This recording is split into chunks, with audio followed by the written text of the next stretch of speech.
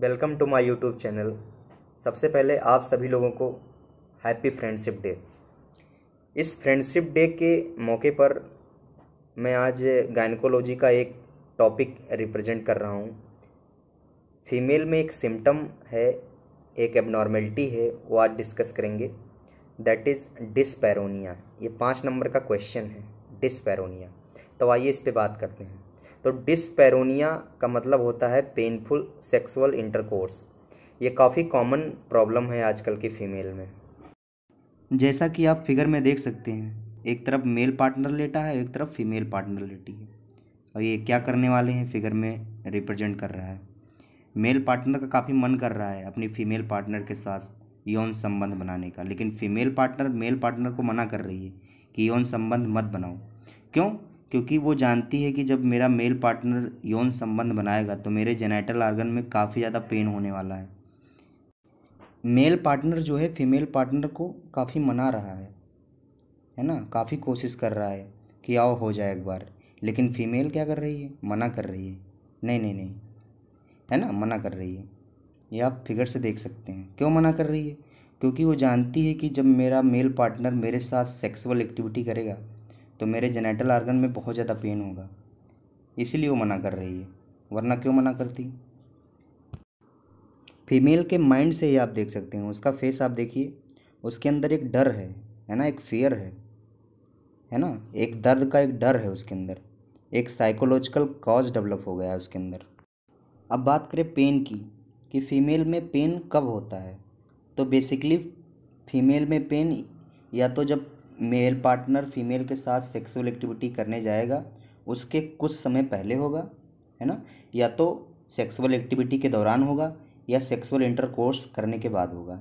3 ही condition है जब male partner female के साथ सेक्सुअल एक्टिविटी करने जाएगा उसके कुछ समय पहले दर्द होगा, या तो सेक्सुअल एक्टिविटी के दौरान दर्द होगा, और या तो सेक्सुअल एक्टिविटी करने के बाद दर्द होगा। 3 ही कंडीशन है। और ये दर्द रिकरेंट होगा, यानी बार बार उसको दर्द होगा और ये लगातार बना रहेगा। ऐसा नहीं है कि एक बार सेक्सुअल एक्टिविटी किया तब उसको पेन हुआ, दूसरी बार जब किया तब नहीं होगा। ये उसको लगातार रहेगा, है ना, परसिस्टेंट और रिकरेंट इसमें पाया जाएगा। लगातार इसमें होगा और बार बार होगा उसको दर्द। यानी डिस्पैरोनिया एक ऐसी एबनॉर्मेलिटी होती है फीमेल की जिसमें जब मेल पार्टनर फीमेल के साथ सेक्सुअल एक्टिविटी करने जाता है तो सेक्सुअल एक्टिविटी करने के कुछ समय पहले या सेक्सुअल एक्टिविटी करने के दौरान या सेक्सुअल एक्टिविटी करने के बाद उसके जेनिटल ऑर्गन में पेन होता है। वो पेन बहुत ज़्यादा होता है और वो दर्द लगातार और बार बार होता है। तो ऐसी कंडीशन को बोलते हैं डिस्पैरोनिया। यहाँ से आप डेफिनेशन देख सकते हैं। Dyspareunia is a painful sexual intercourse due to medical और साइकोलॉजिकल कॉज। मैं बता चुका हूँ। दूसरी definition, the medical term for painful intercourse is dyspareunia. मतलब पेनफुल सेक्सुअल इंटरकोर्स को डिस्पैरोनिया कहते हैं। डिफाइंड एज परसिस्टेंट, परसिस्टेंट का मतलब लगातार, और रिकरेंट जेनाइटल पेन, यानी बार बार जेनाइटल ऑर्गन में पेन होना। ये पेन कब होगा? सेक्सुअल एक्टिविटी करने के कुछ समय पहले या सेक्सुअल एक्टिविटी करने के दौरान या सेक्सुअल एक्टिविटी करने के बाद दर्द होगा। और ये दर्द उसको लगातार और बार बार होगा। यानी एक बार सेक्सुअल एक्टिविटी किया तो ऐसा नहीं है कि उसको दर्द हुआ, इसके बाद दूसरी बार किया तो दर्द नहीं, ये लगातार बना रहेगा। अब बात करते हैं डिस्पैरोनिया की इटियोलॉजी की, है ना, यानी किन किन वजह से दर्द होता है ना। सेक्सुअल एक्टिविटी करने के दौरान या करने के बाद या करने के कुछ समय पहले मेल और फीमेल में जो दर्द होता है उस दर्द का कारण क्या होता है ये पढ़ेंगे हम। तो मेल में भी कॉज हैं और फीमेल में भी कॉज हैं। दर्द दोनों लोगों को होता है, मेल को भी दर्द होता है और फीमेल को भी दर्द होता है। यानी डिस्पैरोनिया दोनों में होता है, मेल में भी और फीमेल में भी। डिस्पैरोनिया का जो पहला कॉज है मेल में वो है इम्पोर्टेंस। इम्पोर्टेंस का मतलब होता है unable to perform their work. अपने काम करने में असमर्थ हो जाना इम्पोर्टेंस कहलाता है। यानी मेल पार्टनर का काम क्या होता है? फीमेल पार्टनर को सेटिस्फाइड करना, है ना। तो जब आप अपने फीमेल पार्टनर को सेटिस्फाइड नहीं कर पाते हैं तो यानी आप अर्ली एजाकुलेट हो जाते हैं, है ना, आपका सीमेन स्टार्टिंग में ही निकल जाता है। तो मेल में डिस्पैरोनिया का कारण इम्पोर्टेंस भी बनता है। अगर किसी मेल को इम्पोर्टेंस है तो उसको डिस्पैरोनिया भी होगा, होने के उसके चांसेस हैं उसको। दूसरा कॉज है डिस्पैरोनिया का मेल में प्रीमैच्योर एजाकुलेशन। प्रीमैच्योर एजाकुलेशन एक टाइप की सेक्सुअल एबनॉर्मेलिटी होती है मेल में, सेक्सुअल डिस्फंक्शन होता है मेल में। इसमें क्या होता है कि जब मेल पार्टनर फीमेल के साथ सेक्सुअल एक्टिविटी करने जाता है तो सेक्सुअल एक्टिविटी करने के बाद वो फीमेल को पूर्ण रूपेण सेटिस्फाइड नहीं कर पाता है ना। वो यानी उसका जो सीमेन है वो स्टार्टिंग में ही निकल जाता है, जल्दी ही इजाकुलेट हो जाता है और उससे वो काफ़ी परेशान भी रहता है। तो सीमेन का सेक्सुअल एक्टिविटी के स्टार्टिंग में ही जल्दी इजाकुलेट हो जाना, जल्दी निकल जाना सीमेन का प्रीमैच्योर इजाकुलेशन कहलाता है। तो प्रीमैच्योर इजाकुलेशन भी आजकल काफ़ी कॉमन प्रॉब्लम है मेल की, बहुत कॉमन प्रॉब्लम है मेल की। तीसरा कॉज है मेल में congenital anatomical defect of penis.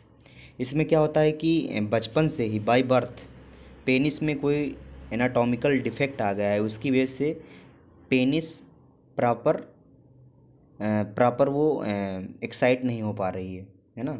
उसमें रिलैक्सेशन है, उसमें कोल्डनेस है, उसमें ढीलापन है, कमजोरी है पेनिस के अंदर। ये बचपन से ही डिफेक्ट होता है, एनाटॉमिकल डिफेक्ट होता है। चौथा कॉज है मेल के अंदर डिस्पैरोनिया का lack of technique of coitus activity, यानी आप ऐसे भी कह सकते हो lack of technique of sexual activity या सेक्सुअल इंटरकोर्स। जिसको टेक्निक नहीं पता है कि सेक्सुअल एक्टिविटी कैसे की जाती है, ज्यों का त्यों पाए कहीं पर भी, है ना। तो अगर किसी पर्सन को सेक्सुअल एक्टिविटी करने का तरीका नहीं मालूम है ना, तो उसमें भी डिस्पैरोनिया के कॉज हैं। ये सबसे इम्पॉर्टेंट कॉज है, इन तीनों में सबसे इम्पॉर्टेंट चौथा कॉज है lack of technique of coitus activity या सेक्सुअल इंटरकोर्स। नेक्स्ट अब बात करते हैं फीमेल की। मेल हो गया, अब फीमेल की बात करते हैं, यानी डिस्पैरोनिया होने के कारण फीमेल में कौन कौन से हैं। तो ये साइट के आधार पर डिपेंड है। साइट के आधार पर इसको हम 3 कैटेगरी में डिवाइड करते हैं। एक तो सुपरफिशियल कॉज होता है, एक वेजाइनल कॉज होता है और एक डीप कॉज होता है ना। उसमें ऐसा नहीं था डिवीज़न, इसमें है ऐसा डिवीज़न। इसके कॉज को पढ़ने के लिए इसका कॉज काफ़ी डिटेल है फीमेल में, और फीमेल में ही डिस्पैरोनिया ज़्यादा होती है in comparison to male. Male में कम होता है, फीमेल में डिस्पैरोनिया ज़्यादा होती है। तो वो फीमेल में कौन कौन से कारण हैं डिस्पैरोनिया के, तो वो साइट के आधार पर डिवाइड कर दिया, इससे हमें स्टडी आसान हो जाएगी। तो उसको हमने 3 कैटेगरी में डिवाइड कर लिया। सबसे पहले सुपरफिशियल कॉज, दूसरा वेजाइनल कॉज और तीसरा डीप कॉज। तो सबसे पहले सुपरफिशियल कॉज देखते हैं। सुपरफिशियल कॉज मतलब सुपरफिशियल कॉज में क्या है, any lesion of the lower part of the labia majora और around the fourchette are responsible. तो इसमें ऑथर क्या कह रहा है कि लोअर पार्ट लेविया मेजोरा का जो लोअर पार्ट है ना, उसमें कोई लीजन बन जाए। आप जानते हैं कि लेविया मेजोरा लेविया माइनोरा ये एक्सटर्नल जेनाइटल ऑर्गन का पार्ट है, इंटरनल जेनाइटल ऑर्गन का पार्ट नहीं है, एक्सटर्नल जेनाइटेलिया का पार्ट है। उसमें कोई लीजन बन जाए तो उसकी वजह से डिस्पैरोनिया होगा, है ना। आप ये भी जानते हैं कि लेविया मेजोरा और लेविया माइनोरा पेयर में होते हैं और ये फोल्ड बनाते हैं, है ना, फोल्ड बनाते हैं, स्किन को कवर करके रखते हैं। जो जेनाइटल ऑर्गन की स्किन होती है, तो लेविया मेजोरा जेनाइटल ऑर्गन के स्किन को फोल्ड करने का काम करती है ना, एडिपोस टिश्यू को फोल्ड करती है ना। अगर आपको इसको डिटेल में समझना है तो आपको पहला चैप्टर पढ़ना होगा, इंट्रोडक्शन इसका, normal anatomy and physiology of female genital organ. ये आपको पढ़ना पड़ेगा, कौन कौन से ऑर्गन होते हैं, ये कहाँ पाए जाते हैं, अपर में कौन कौन से ऑर्गन होते हैं, लोअर में कौन कौन से होते हैं, एक्सटर्नल जेनाइटेलिया और इंटरनल जेनाइटेलिया में कौन कौन से होते हैं। फिर आपको ये डिटेल में समझ में आएगा। यहाँ तो डायरेक्टली बोल दिया जा रहा है कॉज, ये तो है तो ये है, और उसका एक्सप्लेनेशन, है ना। तो जैसे इसमें पहला है नैरो इंट्रोइटस, जो ओपनिंग होती है वो नैरो हो जाए। लेविया मेजोरा लेविया माइनोरा के नीचे ही है ओपनिंग, वो नैरो हो जाए। हाइमन थॉट मतलब वो टाइट हो एकदम, है ना। बार्थोलिन ग्लैंड का सिस्ट हो जाए, जो बार्थोलिन ग्लैंड होती है उसमें सिस्ट डेवलप हो जाए, तो उसकी वजह से भी पेनफुल कंडीशन डेवलप होगी, डिस्पैरोनिया डेवलप होगी, है ना। बेसिकली हाइमन रैप्चर होता है ना। हाइमन को रैप्चर होना चाहिए, ये बचपन में खेल कूद के दौरान या सेक्सुअल एक्टिविटी के दौरान ये रप्चर हो जाता है। अगर वो रप्चर नहीं हुआ है किसी कारण की वजह से, टाइट है एकदम, तो उसकी वजह से भी डिस्पैरोनिया डेवलप होगी। टेंडर पेरिनियर स्कार, पहले कभी चोट लगी थी वहाँ पर, तो पेरिनियम में स्कार बन गया है, अब वो स्कार दर्द कर रहा है ना, बहुत ज़्यादा दर्द कर रहा है। और जब आप सेक्सुअल एक्टिविटी कर रहे हैं तो वो दर्द और ज़्यादा कर रहा है, तो डिस्पैरोनिया डेवलप करेगा। वल्वा में कोई इन्फेक्शन है तो डिस्पैरोनिया डेवलप होगी। नेक्स्ट है यूरेथ्रल पैथोलॉजी। यूरेथ्रा जिसमें कैथेटर डालते हैं फीमेल में, उसमें कोई पैथोलॉजी डेवलप हो गई हो, वहाँ पर कार्बंकल हो गया हो, है ना, वहाँ पर बॉयल हो गया हो, सपोज दैट, तो उसमें पेनफुल कंडीशन डेवलप होगी सेक्सुअल एक्टिविटी करने के दौरान, है ना। एक कंडीशन और है वल्बर वेस्टिबुलाइटिस सिंड्रोम। तो ये पहला कॉज ख़त्म हुआ फीमेल में डिस्पैरोनिया होने का, ये सुपरफिशियल कॉज फिनिश हो गया। अब दूसरा कॉज है वेजाइनल कॉज। नेक्स्ट अब दूसरा कॉज है फीमेल में डिस्पैरोनिया होने का, that is vaginal cause. Vaginal cause में सबसे पहला कॉज है वेजिनाइटिस। वेजिनाइटिस का मतलब होता है इन्फ्लामेशन ऑफ द वेजाइना। अगर वेजाइना में इन्फ्लामेशन हो गया है ना, या इन्फेक्शन हो गया है किसी भी कॉज की वजह से, बैक्टीरिया की वजह से, है ना, या अदर कॉज की वजह से, तो उसमें डिस्पैरोनिया डेवलप होगा। आप जानते हैं कि इन्फ्लामेशन का एक साइन होता है पेन। वैसे तो 5 कार्डिनल साइन होते हैं, redness, swelling, heat, pain, loss of function. उसमें से एक कॉज है पेन, तो पेन आएगा इसमें। दूसरा कॉज है वेजाइनल सेप्टम, वेजाइना के अंदर कोई सेप्टम बन गया है, तो जब सेप्टम बन जाएगा तो जब सेक्सुअल एक्टिविटी करोगे तो दर्द नहीं होगा, ऑब्वियसली दर्द होगा। नेक्स्ट कॉज है वेजाइना में टेंडर स्कार, है ना, यानी आपको चोट लग गई हो और वहाँ पर स्कार का फॉर्मेशन हो गया हो। वेजाइना के अंदर कोई चोट लग गई हो, कोई इंजरी हो गई हो और इसमें स्कार का फॉर्मेशन हो गया हो, है ना, तो जब आप सेक्सुअल एक्टिविटी करेंगे तो वहाँ पर टेंडरनेस होगी, है ना, एक्सट्रीम टेंडरनेस मिलेगी, वहाँ पे बहुत ज़्यादा दर्द होगा वहाँ पर, यानी डिस्पैरोनिया डेवलप होगा। नेक्स्ट है वेजाइना के अंदर कोई ट्यूमर बन गया हो तो उसकी वजह से भी दर्द हो सकता है। वेजाइनल एट्रोफी हो गई हो, ये बहुत ही इंपॉर्टेंट है। वेजाइना के अंदर जो वेजाइनल एट्रोफी कॉज है, ये बहुत ही इंपॉर्टेंट कॉज है फीमेल का। कैसे इंपॉर्टेंट कॉज है आइए देखते हैं। आप जानते हैं कि जब मीनोपॉज स्टेज आती है 55 से 60 साल की उम्र में या 50 साल की उम्र में, तो फीमेल को सिक्रीशन नहीं आते हैं, है ना, वो जल्दी एक्साइट भी नहीं होती है, तो जब सेक्सुअल एक्टिविटी करते हैं तो वहाँ पर दर्द बहुत ज़्यादा होता है। वेजाइना की सेल का साइज और नंबर दोनों कम हो जाता है। बेसिकली वेजाइना नैरो हो जाती है। कोई नैरो चीज़ में कोई बड़ी चीज़ डालोगे तो दर्द तो होगा ही, है ना, डिस्पैरोनिया। अब हम पढ़ेंगे डिस्पैरोनिया का तीसरा कॉज फीमेल में, दैट इज़ डीप कॉज। पहला कॉज हमने पढ़ा सुपरफिशियल कॉज, उसके कौन कौन से कॉजेज़ थे हमने देखा, उसके एग्जाम्पल देखा हमने। दूसरा कॉज हमने पढ़ा वेजाइनल कॉज, उसमें कौन कौन से एग्जाम्पल थे वो देखा हमने। अब तीसरा हम पढ़ेंगे डीप कॉज, है ना। डीप कॉज में एक तो नॉर्मल देखेंगे फिजियोलॉजी उसकी, और दूसरी कंडीशन देखेंगे उसकी पैथोलॉजिकल कंडीशन। तो सबसे पहले आइए देखते हैं डीप कॉज में फिजियोलॉजिकल कंडीशन। आइए पहली कंडीशन देखते हैं। पहली कंडीशन में क्या है कि पेशेंट को दर्द का एक्सपीरियंस हो जाता है ना।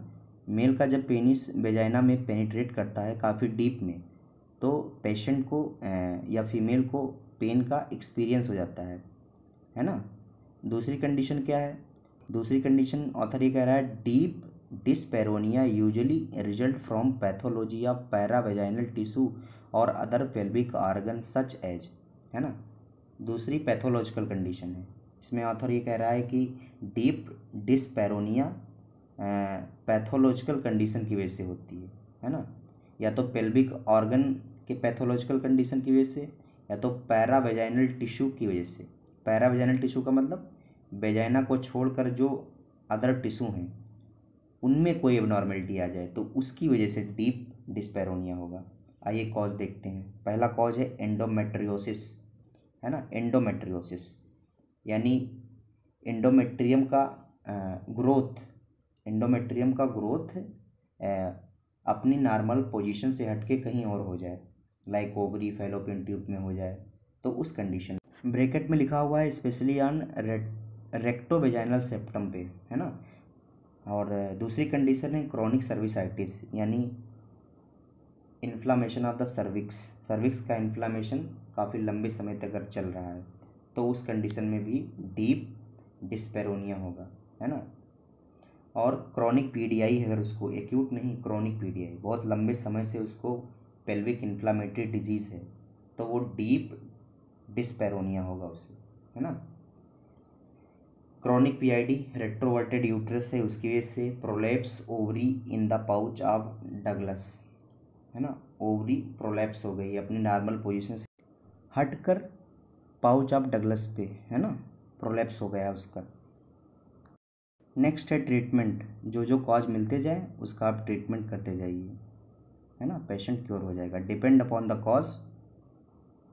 पेन ड्यूरिंग इंटरकोर्स यानी इंटरकोर्स के दौरान जो दर्द होता है, उस दर्द में जो जो कॉज मिलते जाएं उसका आप ट्रीटमेंट करते जाइए, पेशेंट क्योर हो जाएगा।